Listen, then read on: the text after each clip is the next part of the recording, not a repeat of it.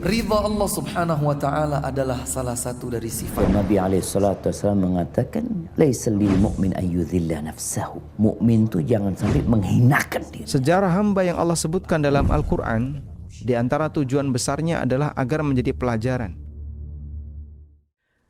Assalamualaikum warahmatullahi wabarakatuh. Innal hamdalillah nahmaduhu wa nasta'inuhu wa nastaghfiruh wa na'udzu billahi min shururi anfusina wa min sayyiati a'malina. May yahdihillahu fala mudilla lahu wa may yudlil fala hadiya lahu. Ashhadu an la ilaha illallah wahdahu la syarika lah. وأشهد أن محمدًا عبده ورسوله يا أيها الذين آمنوا اتقوا الله حق تقاته ولا تموتن إلا وأنتم مسلمون يا أيها الناس اتقوا ربكم الذي خلقكم من نفس واحدة وخلق منها زوجها وبث منهما رجالا كثيرا ونساء واتقوا الله الذي تساءلون به والأرحام إن الله كان عليكم رقيبا يا أيها الذين آمنوا اتقوا الله وقولوا قولا سديدا يصلح لكم أعمالكم ويغفر لكم ذنوبكم ومن يطع الله ورسوله فقد فاز فوزا عظيما أما بعد. Ma'asyiral hadirin jamaah a'azzakumullah. Pembahasan kita pada risalah Al-Qawaidul Arba'. Sekarang kita masuk kepada kaidah yang kedua. Kaidah yang kedua ini disebutkan di halaman 61, 62 dan juga sampai halaman 63 dan sebagiannya ada di halaman 64. Berkata Asy-Syaikh Al-Muallif rahimahullahu taala, al-qaidatu tsaniyah. Kaidah yang kedua, annahum yaqulun, bahwa orang-orang musyrik berkata, ma da'awnahum wa tawajjahna ilaihim illa li talabil qurbati wasyafa'ah. Kami tidak berdoa kepada yang selain Allah itu, kepada mereka orang-orang saleh yang sudah wafat, yang kemudian mereka buatkan patungnya. Kami tidak berdoa kepada mereka, kami juga tidak menghadapkan diri kami kepada mereka kecuali dalam rangka meminta kedekatan kepada Allah atau mendekatkan diri kepada Allah dan mencari syafaat. Jadi mereka, sebagaimana kaidah yang pertama, mereka tidak meyakini bahwa yang selain Allah ini bisa mencipta, tidak. Mereka pun tidak meyakini bahwa yang selain Allah ini mengatur alam raya ini, tidak. Jadi mereka beribadah kepada yang selain Allah ini dalam rangka untuk mendekatkan diri kepada Allah Subhanahu wa taala. Ini yang pertama.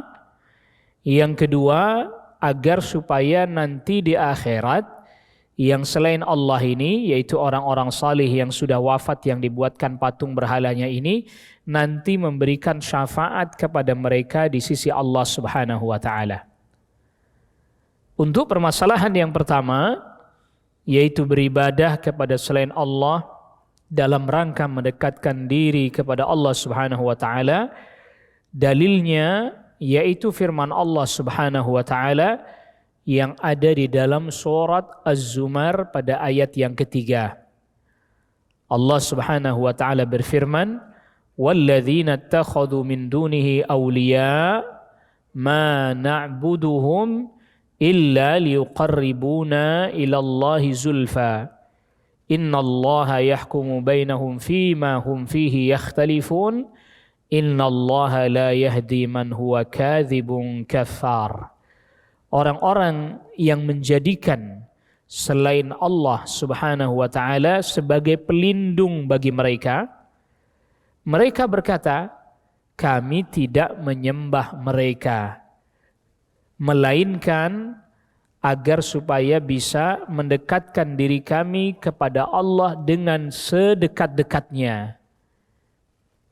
Dalam bahasa kita ya dijadikan sarana untuk mendekatkan diri kepada Allah Subhanahu wa taala. Innallaha yahkumu bainahum fima hum fihi yakhtalifun. Sungguh kelak pada hari kiamat nanti Allah Subhanahu wa taala memutuskan tentang perkara yang mereka perselisihkan. Jadi orang yang menyembah selain Allah dengan alasan menjadikan sarana untuk mendekatkan diri kepada Allah, mereka merasa itu enggak keliru.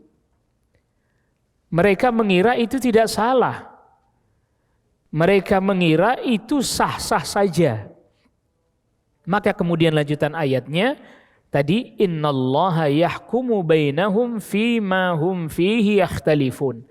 Allah nanti yang akan memutuskan terkait hal yang mereka perselisihkan. Jadi Nabi sallallahu alaihi wasallam diutus kepada orang-orang Quraisy yang pada saat itu mereka menjadikan orang-orang saleh yang sudah wafat, bahkan kita sudah sebutkan di pertemuan yang lalu, mereka jadikan patungnya Nabi Ibrahim alaihissalam, mereka buat patungnya Nabi Ismail alaihissalam.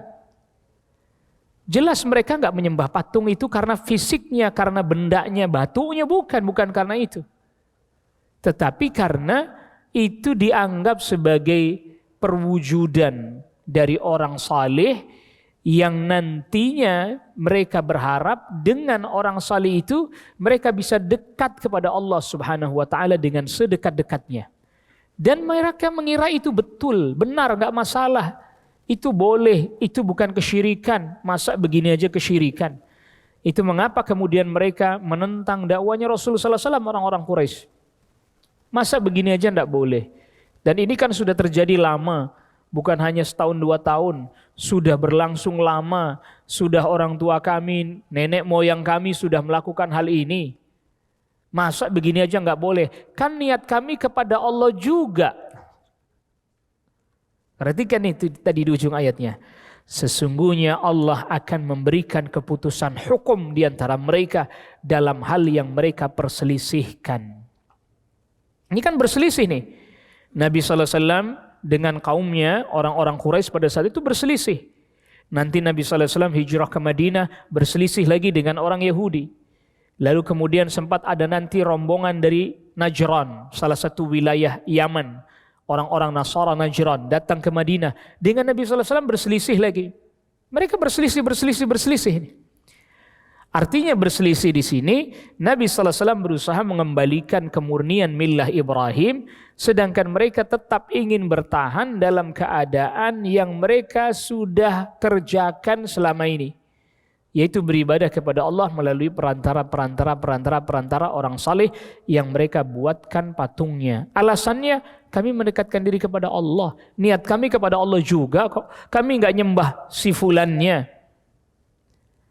Maka kemudian akhirnya di akhir dari surat Az-Zumar ayat ketiga ini Allah firmankan, innallaha la yahdi man huwa kadzibun kafar.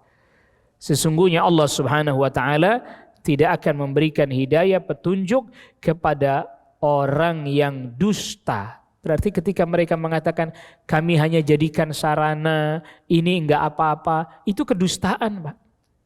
Itu kebohongan. Itu masalah itu. Bukan berarti tidak masalah, itu masalah itu. Dan itu perbuatan kekufuran. Maka sampai disebutkan di akhir ayat ketiga dari surat Az-Zumar ini, Allah tidak akan memberikan hidayah kepada pendusta. Dia berdusta dengan alasan menjadikan yang selain Allah sebagai sarana mendekatkan diri kepada Allah, diibadahi bersama dengan Allah. Kemudian mereka mengatakan ini enggak apa-apa, ini hanya sarana, ini dusta. Dan perbuatan ini adalah perbuatan kekufuran. Karena ini juga dilakukan oleh orang Yahudi, dilakukan juga oleh orang Nasara. Orang Yahudi dengan mengatakan Uzair anaknya Allah, maka mereka menyembah Uzair dengan alasan mendekatkan diri kepada Allah Subhanahu wa taala. Orang Nasara menyembah Nabi Isa alaihissalam dengan alasan mendekatkan diri kepada Allah lewat Nabi Isa. Dia kan nabi, dia kan orang saleh. Ditolak oleh Allah Rabbul Alamin. Maka ini menjadi ayat yang mesti kita catat, kita ingat, yaitu surat Az-Zumar ayat ketiga, karena ini alasan yang pertama. Alasan yang kedua, yaitu mereka berharap syafaat dari orang-orang saleh ini. Nanti di akhirat supaya dapat syafaat, tapi dengan cara mereka menyembah yang selain Allah ini. Orang Nasara menyembah Nabi Isa alaihissalam, berharap nanti Nabi Isa menjadi penolong dia di hari kiamat nanti. Juru selamat. Begitu juga sama. Orang Yahudi menyembah Uzair, mendekatkan diri kepada Allah dan berharap agar nanti pada hari kiamat Uzair menjadi juru selamat bagi mereka. Begitu juga sama. Orang yang menyembah orang-orang saleh yang lain juga begitu. Berharap nanti di akhirat jadi juru selamat. Allah Subhanahu wa taala berfirman. Ini yang di surat Yunus pada ayat yang ke-18. Wa ya'buduna min dunillahi ma la yadurruhum wa la yanfa'uhum.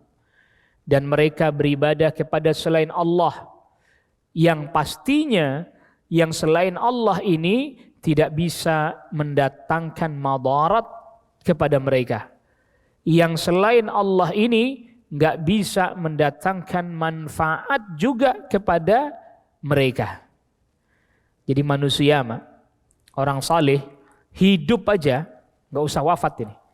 Hidup saja bisa nggak dia kasih manfaat untuk orang lain? Nggak bisa kalau nggak Allah izinkan.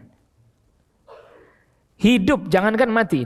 Hidup aja dia nggak bisa mendatangkan madarat, manfaat, buat dirinya sendiri nggak bisa, buat orang lain juga enggak.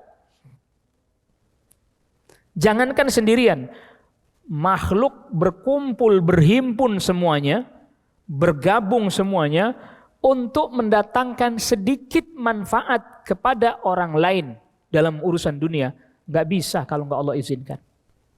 Sebagaimana juga mereka nggak bisa mendatangkan madarat, nggak bisa kecuali kalau Allah izinkan. Perhatikan sabda Rasulullah Sallallahu Alaihi Wasallam ini. Ini hadis diantaranya diriwayatkan oleh Al Imam Ahmad dan juga Al Imam Abu Dawud. Hadis ini adalah hadis yang merupakan nasihatnya Rasulullah Sallallahu Alaihi Wasallam kepada sahabat Abdullah ibn Abbas radhiyallahu anhuma.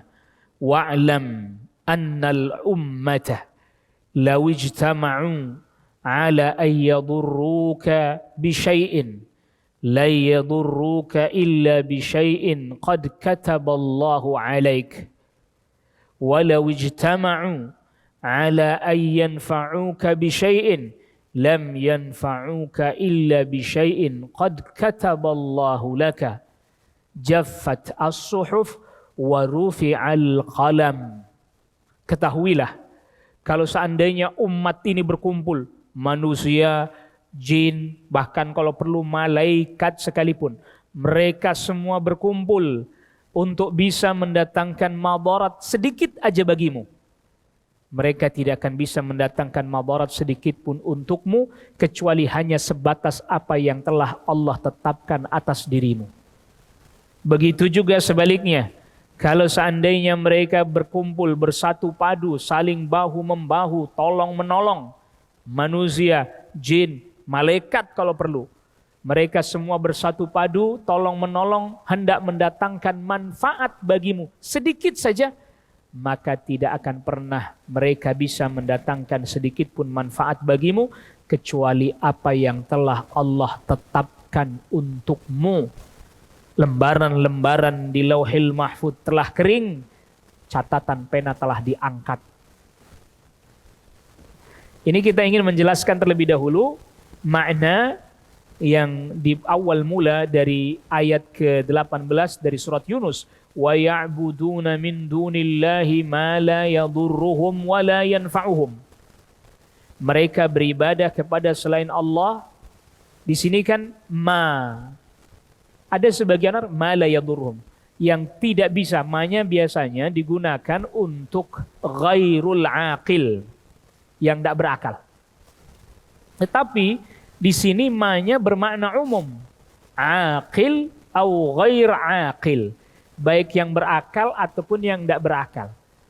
Semuanya nggak bisa kasih manfaat kepada kita. Maka tadi kita sudah sebutkan hadis Nabi SAW. Ummah itu mencakup malaikat, mencakup jin, mencakup manusia. Mereka bergabung, bersatu padu. Nggak bisa ngapa-ngapain, Pak. Ya pastinya apalagi batu, apalagi kayu, apalagi pohon. Itu perkara yang sangat diketahui oleh akal sehat manapun. Lebih-lebih lagi nggak bisa. Gitu. Jadi kalau manusia, jin, malaikat, mereka semua ini makhluk berakal, lalu bergabung, bersatu padu, saling bahu-membahu, untuk bisa mendatangkan madarat atau manfaat aja nggak bisa. Walaupun sedikit. Ini hidup. Apalagi yang sudah mati. Apalagi yang sudah mati, yang hidup aja nggak bisa datangkan manfaat madarat, nggak bisa, kecuali sesuai dengan yang Allah tetapkan. Maka di sini Allah Subhanahu wa taala tegaskan segala sesuatu yang selain Allah, apapun siapapun, nggak bisa mendatangkan manfaat. Nggak bisa datangkan madarat kecuali sebatas yang telah Allah tetapkan saja. Mereka hanya jadi sebab datangnya madarat bagi kita. Makhluk itu hanya jadi sebab datang madarat bagi kita. Hanya jadi sebab datang manfaat bagi kita. Yang mengarahkan, yang menggerakkan makhluk itu sehingga kemudian bisa jadi sebab madarat manfaat buat kita, Allah Rabbul Alamin. Nah, lalu apa kata mereka? Wa yaqulun. Mereka sudah, akal sudah bisa nerima nih. Jadi yang menyembah selain Allah tadi, yang diwujudkan dalam bentuk patung dan seterusnya, yang itu adalah simbol dari orang saleh dan seterusnya, mereka sudah faham.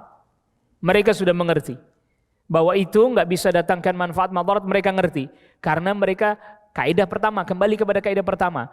Di antara termasuk keyakinan bahwa Allah yang mencipta, bahwa Allah yang mengatur alam raya, bahwa Allah yang mengendalikan, bahwa Allah yang kasih rizki, di antara maknanya yang terkandung di dalam itu, bahwa hanya Allah yang memberi manfaat, hanya Allah juga yang mendatangkan madarat dan mengangkat madarat. Kaidah pertama itu maknanya itu. Mereka sudah faham itu. Ketika mereka sudah faham itu, maka didatangkanlah dalil. Ngapain kalian menyembah yang selain Allah itu? Kan mereka nggak bisa datangkan madarat, nggak bisa datangkan manfaat. Akal mereka sudah terima. Lalu mereka mengajukan argumen, mengajukan alasan. Apa kata mereka? Wa yaquluna haula'i syufa'auna 'indallah. Mereka pun berkata, kami nanti berharap merekalah menjadi pemberi syafaat, penolong bagi kami nanti di sisi Allah. Kami nyembah mereka bukan karena mereka yang mencipta, bukan karena mereka yang mengatur, bukan karena mereka yang bisa datangkan manfaat madarat, bukan karena mereka yang kasih rezeki kami, bukan.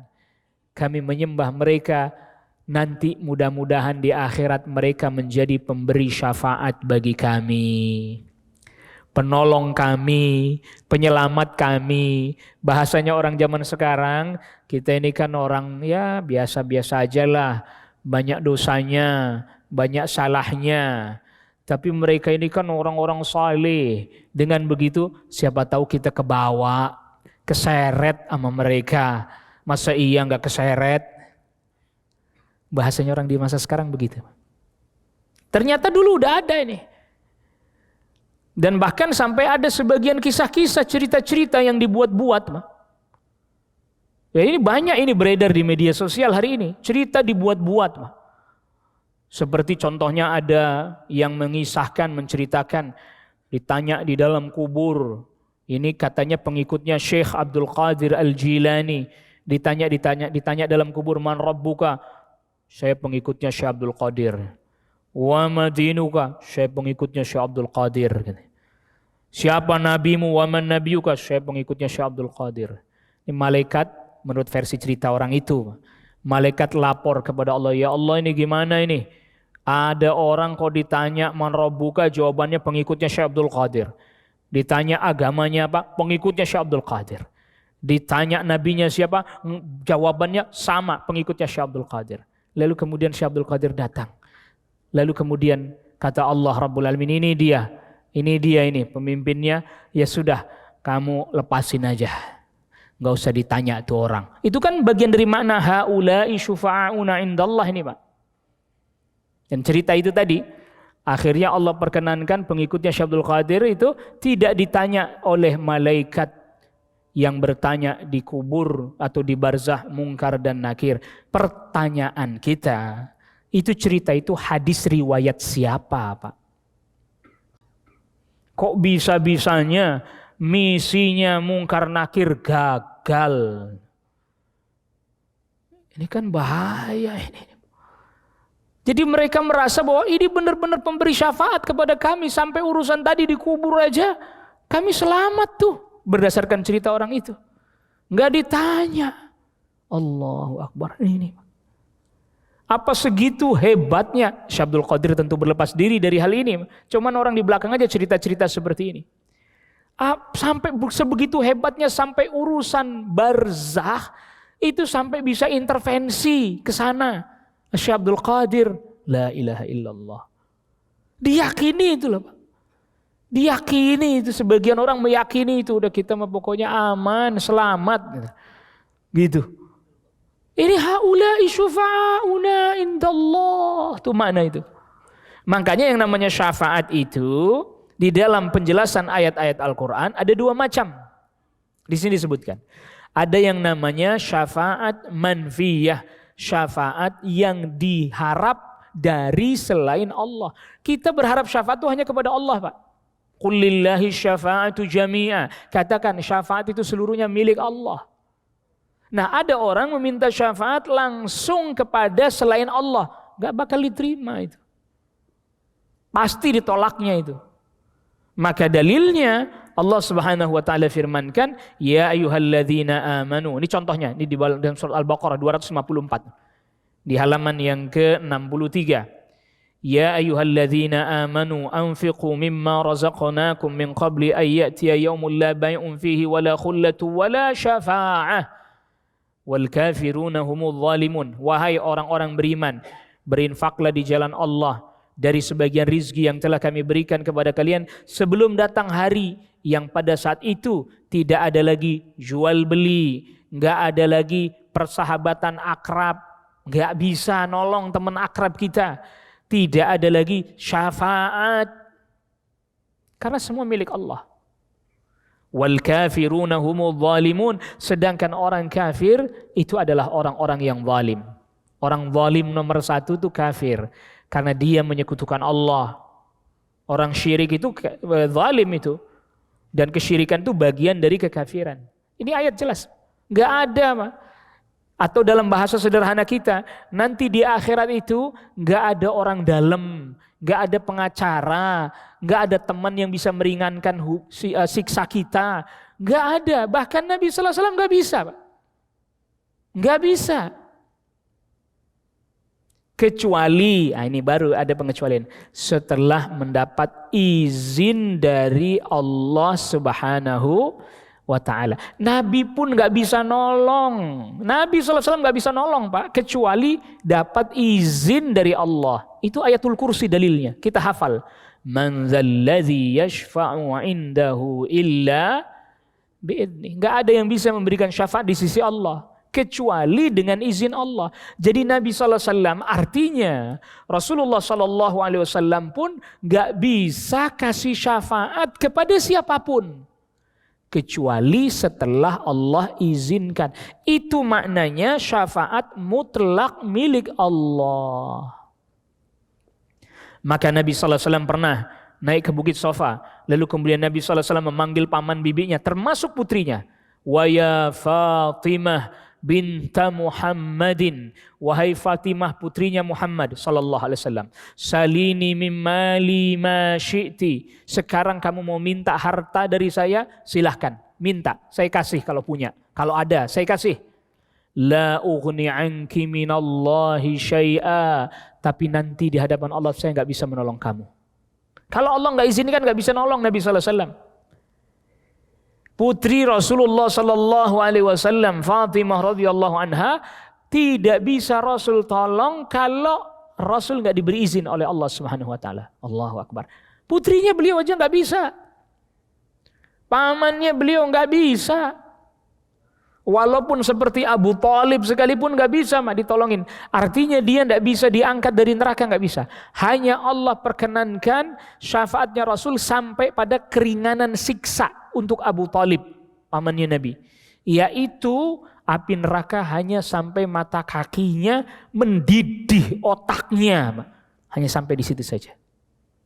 Allah perkenankan hanya sampai di situ saja. Api neraka tidak sampai naik ke lututnya, apalagi sampai ke tubuhnya, tidak. Tapi karena sebab api neraka sampai mata kakinya, mendidih otaknya Abu Thalib, dan kekal selama-lamanya di neraka, nggak bisa diangkat ke surga. Itu paman Rasul sallallahu alaihi wasallam yang mencurahkan segenap tenaga, pikiran, bahkan kalau perlu nyawa siap dikorbankan untuk membela dakwahnya Rasulullah sallallahu alaihi wasallam. Tetap aja nggak bisa. Karena apa? Yang namanya syafaat mutlak milik Allah. Itu yang harus kita pahami. Karena orang sebagian beranggapan, hari ini orang beranggapan syafaat milik Rasulullah. Tidak, syafaat milik Allah. Nanti di akhirat Allah izinkan kepada Rasul untuk diberikan kepada yang Allah perkenankan dan yang Allah kehendaki. Bukan yang Rasul mau dan Rasul suka. Penting untuk difahami ini.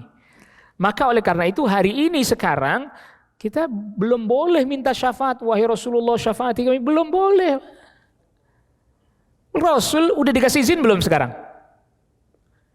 Pertanyaannya kan gitu. Rasul udah dikasih izin kasih syafaat belum sekarang? Belum, nanti Pak. Hadis-hadis sahih, hadis riwayat Imam Bukhari menyebutkannya nanti. Jadi kita tidak boleh minta syafaatnya sekarang kepada Rasul. Belum waktunya. Rasul pun belum diizinkan untuk meminta syafaat. Nanti di hari akhir. Terus kalau sekarang kita tidak boleh minta syafaat kepada Rasul, bagaimana?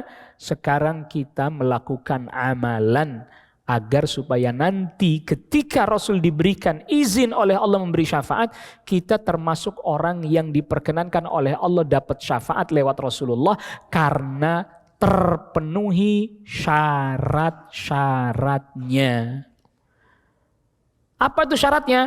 Yang pertama, dia harus bertauhid kepada Allah Subhanahu wa taala. Rasul sallallahu alaihi wasallam bersabda, "As'adun nas bi syafaati yaumil qiyamah man qala la ilaha illallah khalisan min qalbihi." Orang yang paling beruntung adalah nanti yang mendapatkan syafaatku pada hari kiamat. Syaratnya dia mengucapkan la ilaha illallah ikhlas dari dalam hatinya. Kedua, dia berusaha mengamalkan ajaran dan tuntunan Rasul sallallahu alaihi wasallam. Contoh misalnya, Rasul bersabda dalam hadis riwayatnya Imam Muslim, "Man sa'ala liyal wasilah halat lahu syafa'ah." Siapa orang yang mendoakan saya tiap habis azan, Allahumma rabba hadhihi da'wati tammah wassalatil qa'imah ati Muhammadanil wasilata wal fadilah wab'athu maqaman mahmudanil ladzi wa'adta. Siapa orang yang mendoakan untukku tiap habis dengar azan, mendoakan wasilah, halat lahu syafa'ah. Nanti hari kiamat dia termasuk orang yang berhak mendapatkan syafaat. Dari dua hadis ini kita ambil kesimpulan secara global, orang yang mendapat syafaat sekarang bukan minta sama Rasul. Tapi sekarang dia menunaikan tauhid, mengucapkan la ilaha illallah ikhlas dari dalam hatinya, menunaikan konsekuensinya dan berusaha mengamalkan ajaran dan tuntunannya Rasulullah sallallahu alaihi wasallam. Wallahu alam, ini yang bisa kita bahas pada pertemuan kali ini. Wassallallahu ala nabiyina Muhammadin wa alihi wa sahbihi wa sallama tasliman katsira. Subhanakallahumma wa bihamdika asyhadu an la ilaha illa anta astaghfiruka wa atubu ilaik. Wassalamu alaikum warahmatullahi wabarakatuh.